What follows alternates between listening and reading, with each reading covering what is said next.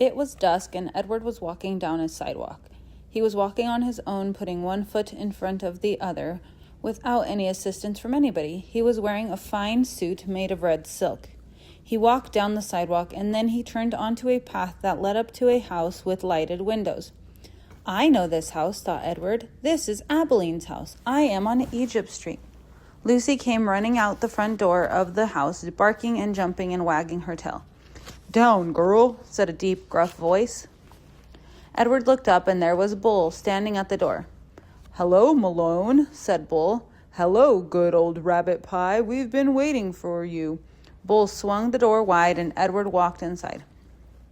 Abeline was there, and Nellie and Lawrence and Bryce. Susanna, called Nellie. Jangles, said Bryce. Edward, said Abeline. She held out her arms to him, but Edward stood still. He looked around the room. You searching for Sarah Ruth? Bryce asked. Edward nodded. You got to go outside if you want to see Sarah Ruth, said Bryce. So they all went outside, Lucy and Bull and Nellie and Lawrence and Bryce and Abeline and Edward. Right there, said Bryce. He pointed up at the stars. Yep, said Lawrence.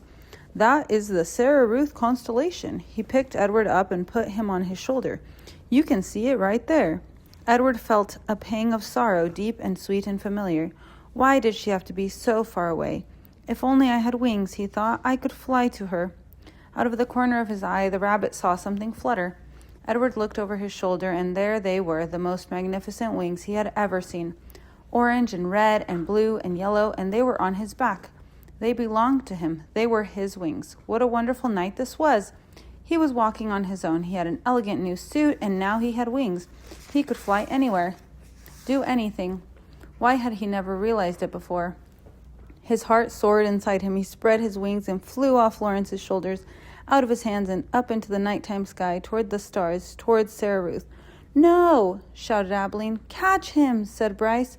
Edward flew higher. Lucy barked. Malone, shouted Bull, and with a terrific lunge, he grabbed hold of Edward's feet and pulled him out of the sky and wrestled him to the earth. You can't go yet, said Bull. Stay with us, said Abeline. Edward beat his wings, but it was no use. Bull held him firmly to the ground. Stay with us, repeated Abeline.